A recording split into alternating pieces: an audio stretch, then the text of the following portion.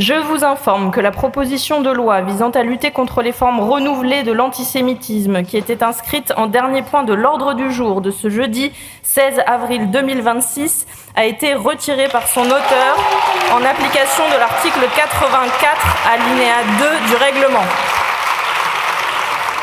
On l'a fait. Grâce à la mobilisation massive, la loi Yadan a été retirée de l'ordre du jour de l'Assemblée nationale. Pour rappel, cette loi, sous couvert de lutte contre l'antisémitisme, proposait de rendre illégale toute critique de l'État israélien et de sa politique coloniale ou génocidaire. Une loi qui vise directement les opposants du pouvoir qui, depuis le début du génocide, se mobilisent contre la propagande israélienne qui est répétée sans broncher par les médias mainstream. Et vu que ça n'arrive pas souvent, les victoires, celle-ci, on va la savourer. Et d'ailleurs, c'est pas la seule victoire qui a été obtenue aujourd'hui à l'Assemblée nationale. La bataille aussi contre l'impunité de Netanyahou continue, puisque nous sommes fiers cette semaine d'avoir réussi à obtenir 1 million de signatures sur l'initiative citoyenne européenne que les Insoumis ont contribué à lancer au niveau européen, ce qui forcera, nous l'espérons, la Commission européenne à suspendre l'accord d'association entre l'Union européenne et Israël. Et il est d'autant plus urgent de le faire au moment où le génocide continue à Gaza, où la colonisation s'amplifie encore en Cisjordanie, où le Liban est annexé dans toute sa partie sud et c'est dit en tant que tel, et au moment évidemment où le Parlement israélien vient de voter une loi dont nous espérons qu'elle ne sera jamais mise en place pour institutionnaliser l'apartheid jusque dans la peine de mort, en condamnant à mort peut-être des centaines de Palestiniens qui sont aujourd'hui dans les geôles israéliennes. Après, dites-vous quand même que la loi Yadan, elle risque de revenir en juin, mais vous voyez bien que même si le pouvoir veut des choses, et des fois, ça dépend de nos mobilisations.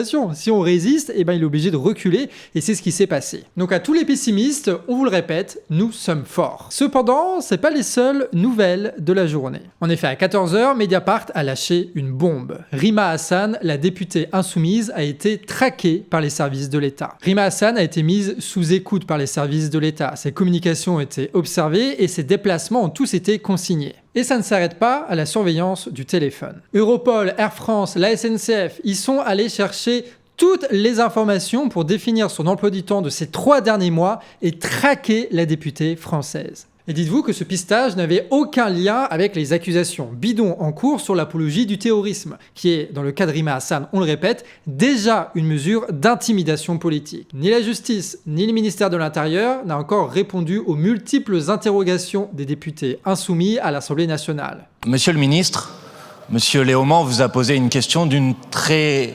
importante gravité. Vous ne pouvez pas seulement faire des signes de la tête. Monsieur Léaumont vous a demandé si oui ou non, monsieur le ministre, vous avez pris la responsabilité politique de mettre une élue de la République sous une surveillance policière depuis plusieurs mois. Et cette question-là, vous ne pouvez pas la balayer d'un revers de la main comme ça. Donc on vous a demandé des explications sur ce sujet. Un de nos collègues a dit « ce n'est pas une séance de questions au gouvernement ». Tout le monde sait très bien que la semaine prochaine, il n'y a pas de séance de questions au gouvernement et que ça renvoie dans 10 jours. Le ministre de l'Intérieur est là aujourd'hui au banc. Il est interpellé par des parlementaires sur quelque chose qui est extrêmement grave. Donc monsieur le ministre, on vous demande votre réponse. Et sinon, on reviendra à la charge tant que vous n'aurez pas répondu sur ce sujet. Parce que ce qu'il s'est passé et ce qui est révélé par l'article du journal Mediapart est extrêmement grave. Et vous devez répondre sur ce sujet, monsieur le ministre. Vous ne pouvez pas faire comme si ça n'existait pas. On vous demande de répondre. Et pour vous dire à quel point c'est grave ce qui est en train de se passer, c'est que même la serpillière fort, il est obligé de prendre position. Donc nous sommes dans un pays où la police, l'État et la justice sont en train de traquer des députés pacifiques insoumis juste par rapport à leur position sur la Palestine. On en est là en France. Tout ça se passe aussi après un médiaharcèlement organisé par la justice et les médias du pouvoir contre Rima Hassan après que la drogue aurait été trouvée dans son sac. Là encore, une histoire bidon mais qui a permis de justifier une immense campagne de dénigrement dont les éditocrates ont le secret. Les policiers ont découvert dans son sac plus d'1 gramme d'une drogue de synthèse. De la drogue de synthèse. Drogue de synthèse. Drogue de synthèse. Drogue de synthèse. Drogue de synthèse. Drogue de synthèse. Ce qui commence à faire un peu beaucoup. Drogue de synthèse. Drogue de synthèse. Drogue de synthèse. Drogue de synthèse. Drogue de synthèse.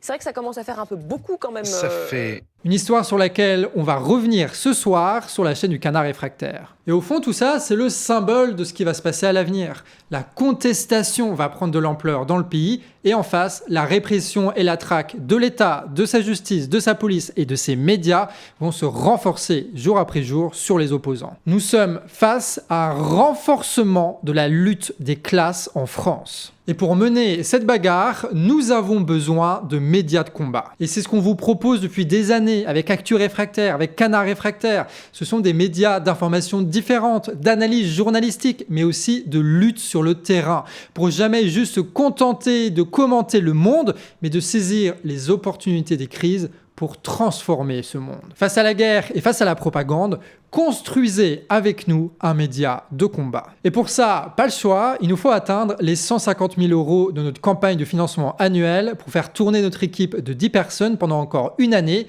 et offrir des centaines de vidéos gratuitement à des centaines de milliers de personnes en France qui vont se politiser et se mobiliser grâce à ça. Le lien de la page Tipeee est en description. Pour les chèques, il y a notre adresse à Guingamp qui s'affiche sur l'écran. Et pour PayPal, l'adresse c'est contact@lecanardréfractaire.org. Et pour ceux qui veulent nous soutenir avec leur temps grâce à des campagnes de communication participative, vous avez ces QR codes pour les groupes Insta et WhatsApp. Merci aux 1200 donateurs. Et là, on est très proche des 40 000 €. Si on pouvait se débarrasser de ça pour aujourd'hui, ce serait pas mal. Et toi, qu'est-ce que tu penses de cette nouvelle affaire autour de Rima Hassan et de la répression de l'État? Dis-nous ça en commentaire. Et pense aussi à partager à fond cette vidéo, c'est un très bon moyen de faire de la contre-propagande autour de soi. Allez, on se retrouve demain pour votre prochaine Actu Réfractaire. Des bisous et à la prochaine.